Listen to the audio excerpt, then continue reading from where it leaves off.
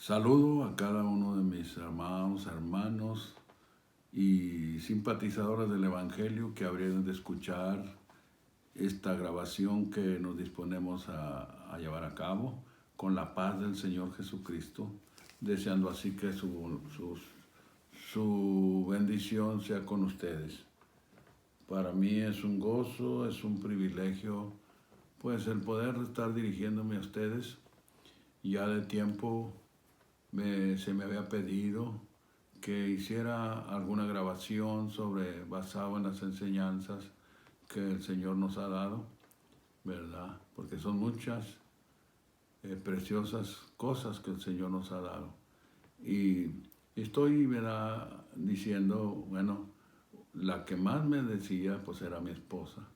Ahora le doy gracias a Dios por estar concediéndome iniciar lo que había deseado hacer ya hace tiempo,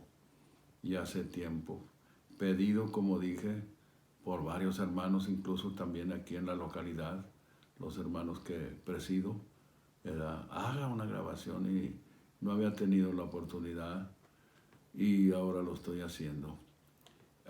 También cumpliendo con lo que el Señor nos ha dicho, no nomás a mí, a todos. Para todos es esto que voy a referir. Cuando el Señor envió a sus discípulos de dos en dos, escritura que tenemos ahí en el capítulo 10 de Mateo, que es donde el Señor nos da razón de esto que estoy refiriendo. Envió sus discípulos de dos en dos, no nomás los envió así a lo que saliera, sino que les dio instrucciones. Dice que el verso 5 del capítulo 10 de Mateo dice, a estos, ahora ya después de mencionar, ¿verdad?, los nombres de sus discípulos, a estos dos envió Jesús, a los cuales dio mandamiento diciendo, por el camino de los gentiles no iréis, y en ciudades samaritanos no entréis. Les prohibió el Señor esto, les mandó, ¿verdad?, a decir que no entraran a los gentiles ni a los samaritanos. ¿Por qué razón? Porque no era el tiempo.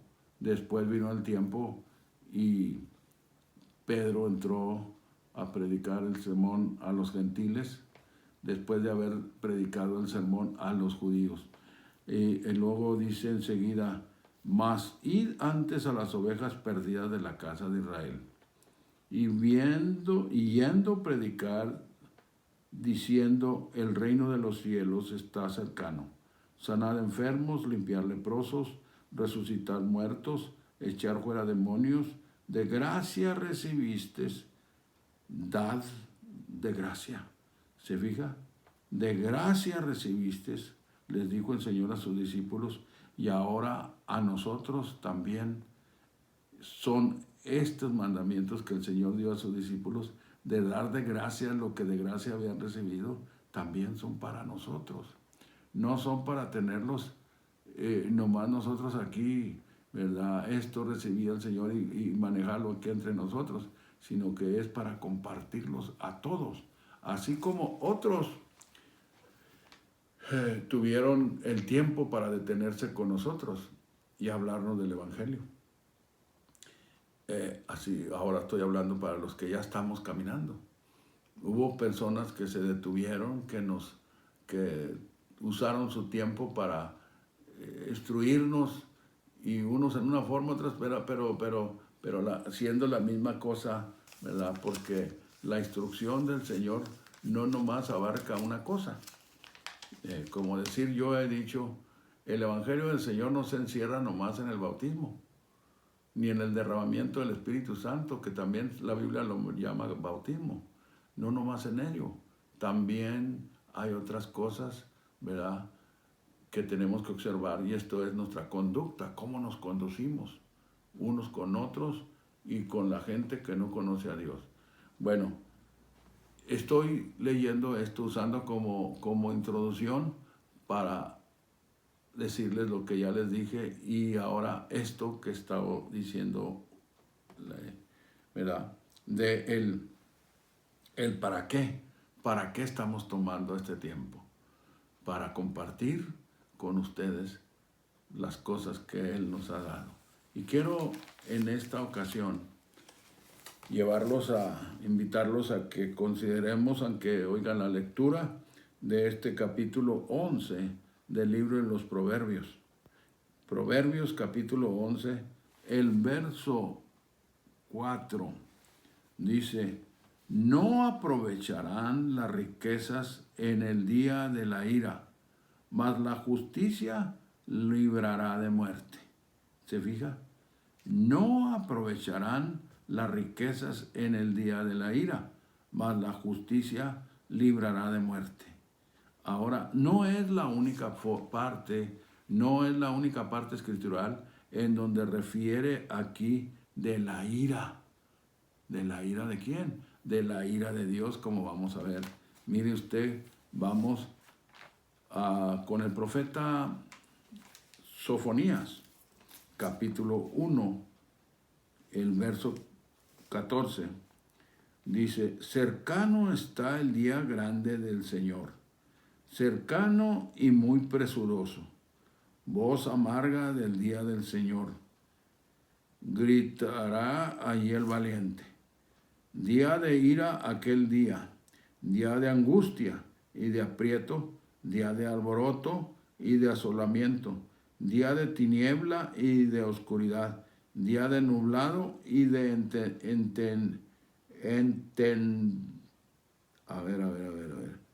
entenebrecimiento, día de trompeta y día de algazara sobre las ciudades fuertes y sobre las altas torres. Y atribularé los hombres, y andarán como ciegos, porque pecaron contra el Señor, y la sangre de ellos será derramada como polvo, y su carne como estiércol. Ni su plata, dice el verso 18, ni su plata ni su oro podrá librarlos en el día de la ira del Señor, pues toda la tierra será consumida con el fuego de su celo, porque ciertamente consumación apresurada hará con todos los moradores de la tierra. Fíjese lo que dice este profeta, un profeta de entre los pequeños, de entre los pequeños profetas, de los profetas llamados menores, porque hay profetas menores y profetas mayores. Pero aquí es Sofonías, uno de los profetas menores, que escribe esta profecía y que podremos ver, ¿verdad? Ahora darle, entender que todo esto que está aconteciendo hoy es el principio del derramamiento de la ira de Dios sobre el mundo. Hemos pecado contra Dios. Hemos fallado, pero mira, Dios en su amor, en su bondad, en su misericordia, está dándonos una oportunidad a la iglesia. ¿Para qué?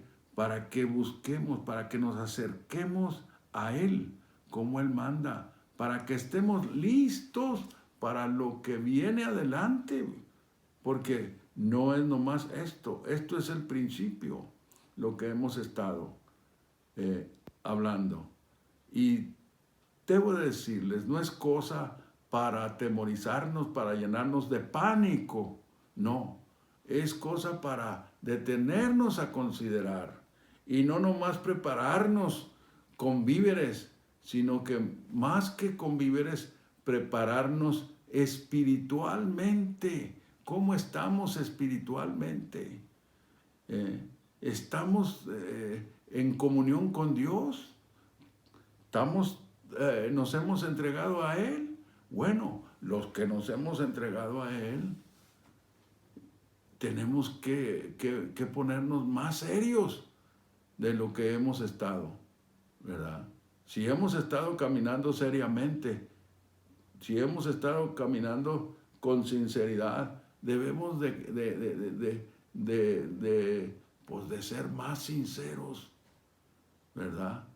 Y la otra cosa, de buscarlo más, con más determinación, con más, oiga, como el Señor, como Él nos dio el ejemplo, hablando de la oración. Cuando iba al monte, al jardín, mejor dicho, al jardín del Getsemaní, se llevó a sus discípulos y sus discípulos los encontró durmiendo y les dijo, ni una hora podéis orar. Y dice que entró otra vez y repitió las mismas palabras.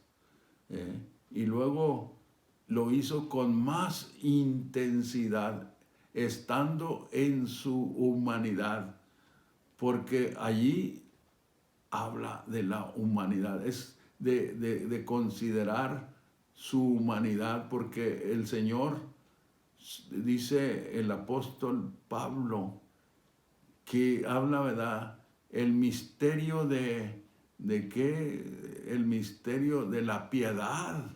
¿En qué consiste el misterio de la piedad? En que Dios, no siendo carne, se hizo carne para habitar entre nosotros. Dios no tiene, ¿verdad? Oiga, no tiene amor, es amor. Y en su amor, en su bondad infinita, oiga, se subajó, como dice el apóstol, se anonó. La palabra anonar quiere decir se hizo nada, para hacerse carne y venir y habitar entre los mortales, por amor de nosotros. Hizo esto.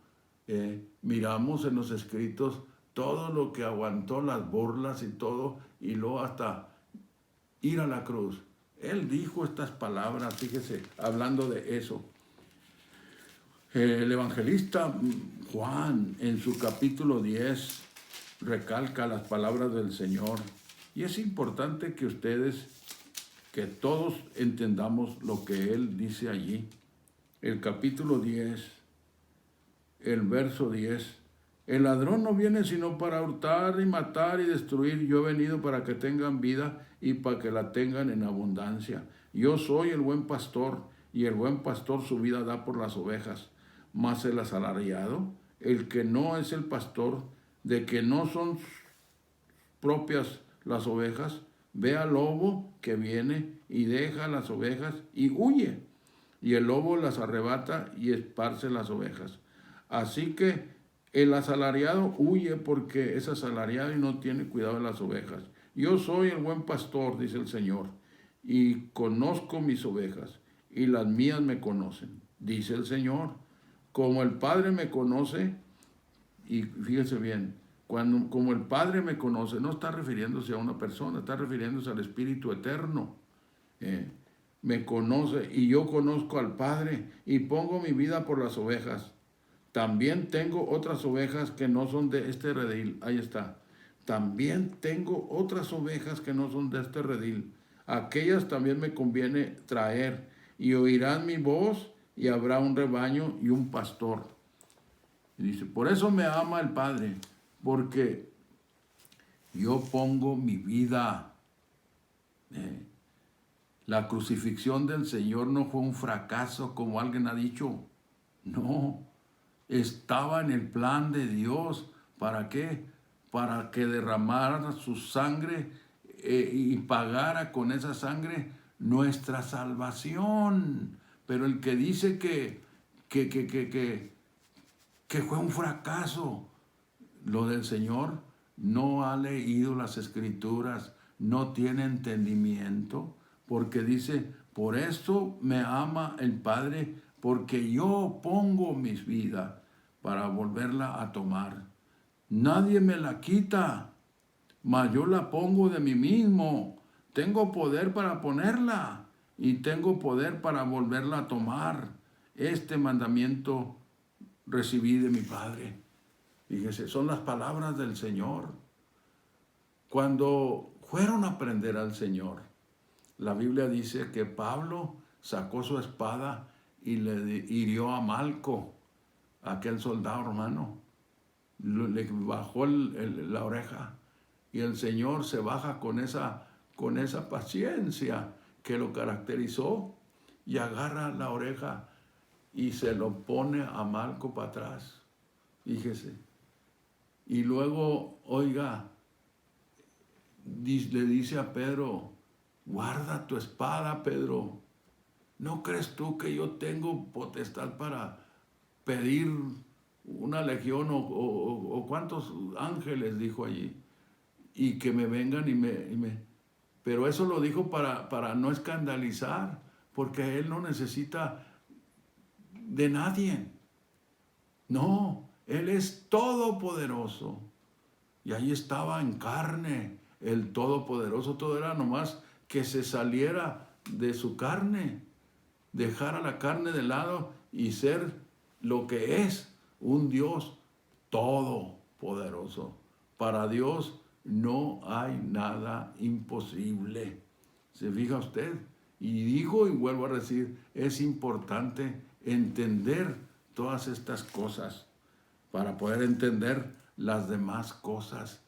El Señor, el ministerio del Señor no fue un fracaso. Estaba ya dicho cómo iba a acontecer.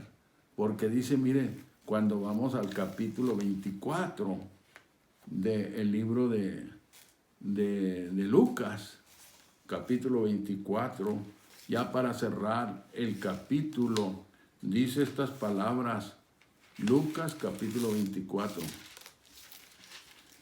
Gloria a Dios, dice la escritura aquí en este capítulo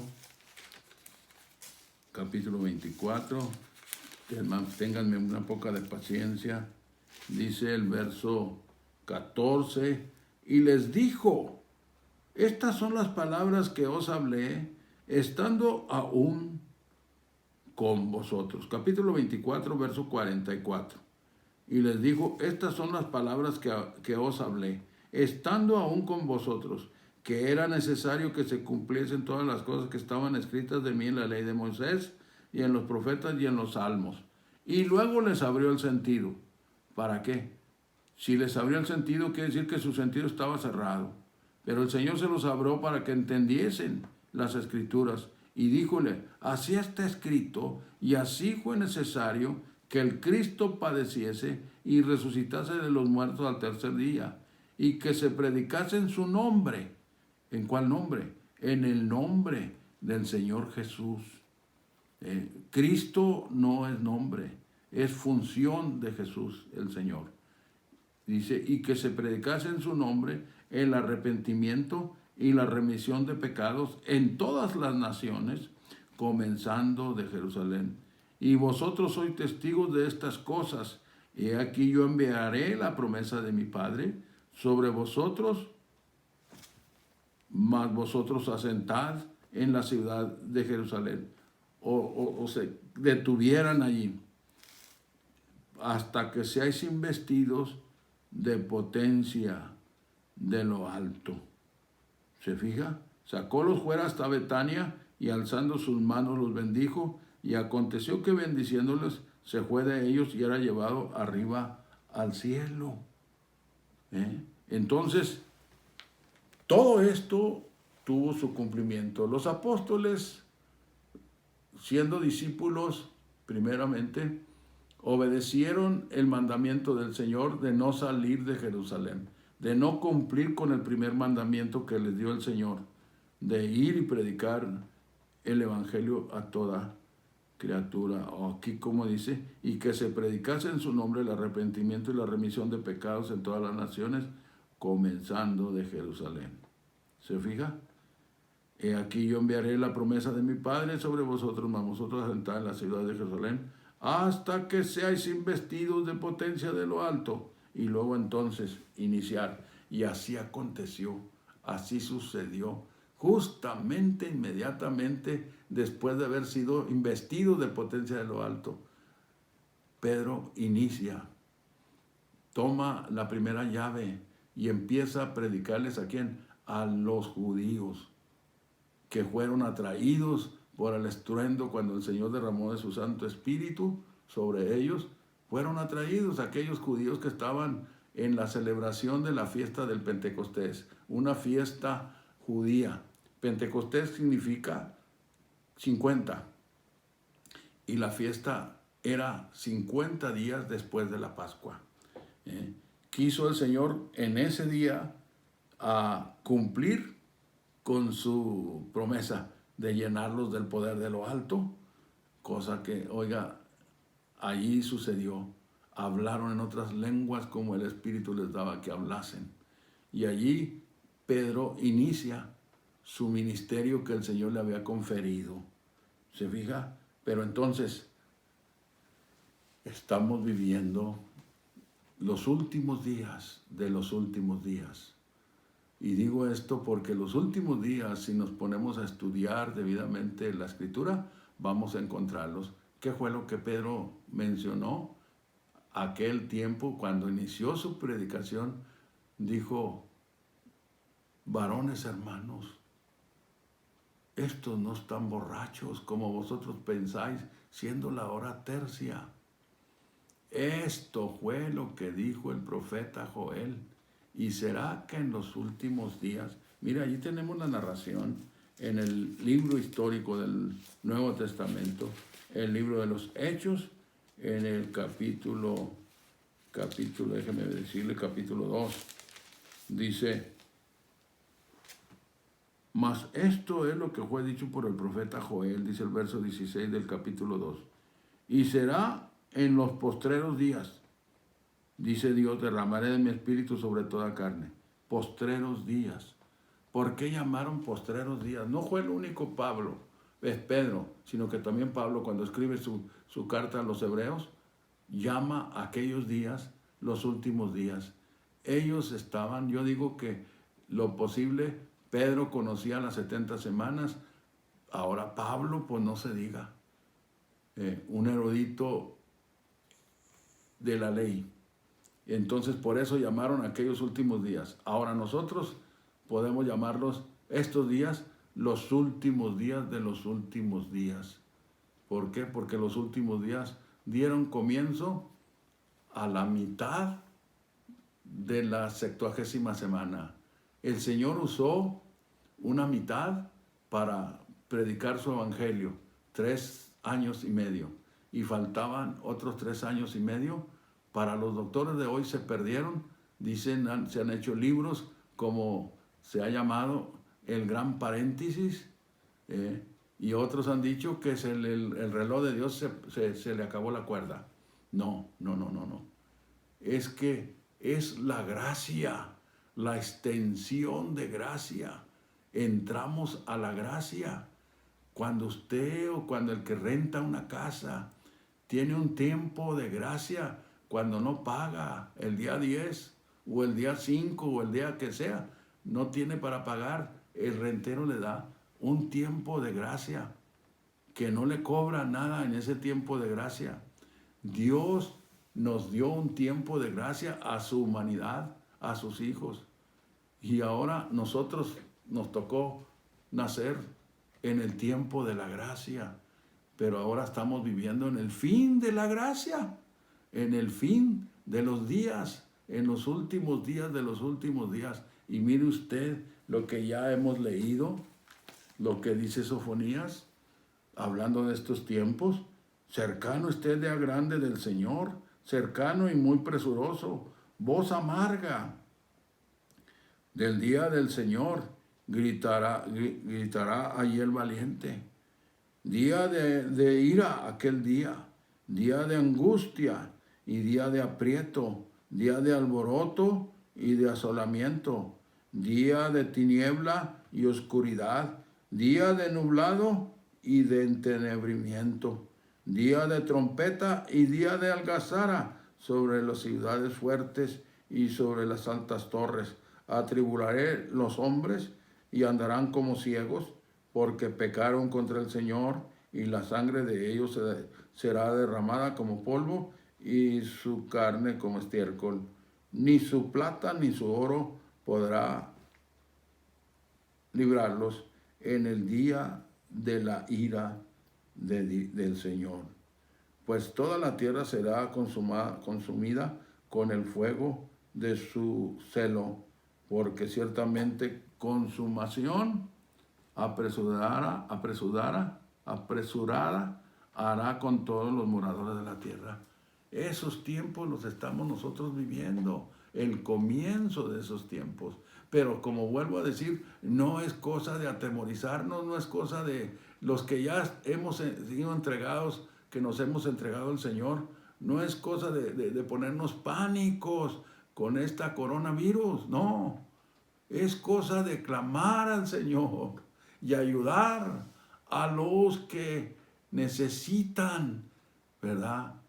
Que se le dé una zarandadita para que se arrepientan y busquen al Señor. Si usted que me escucha es uno de los que todavía que ha oído el Evangelio y no se ha querido entregar, porque no se, como dicen a veces hablando en pocho, no se trastea, no tiene confianza en usted, usted necesita poner, a la hora de entregarse al Señor, poner su confianza en el Señor, que Él lo va a guardar, porque Él tiene promesas. Miren, ya nomás voy a citar esta escritura de Mateo 3 y 7, que es la escritura las palabras que refería el que fuera Juan el Bautista. Mateo 3 hasta el verso 7. Mateo 3. Dice allí la escritura: este fue el que dijo el profeta, hablando de Juan el Bautista, porque este es aquel cual fue dicho por el profeta Isaías. Ahora hablando, refiere el escritor Mateo, refiere a Juan el Bautista. Este es aquel de cual fue dicho por el profeta Isaías, que dijo: voz de uno que clama en el desierto, aparejar el camino del Señor, enderezar sus veredas. Y yo le invito para que vaya a Isaías 43, ahí está esta referencia, ahí está, y mire usted, hay una diferencia allá. Allá dice: porque este es aquel que fue dicho por el profeta Isaías, que dijo: voz de uno que clama en el desierto, aparejar el camino de Jehová, enderezar sus veredas.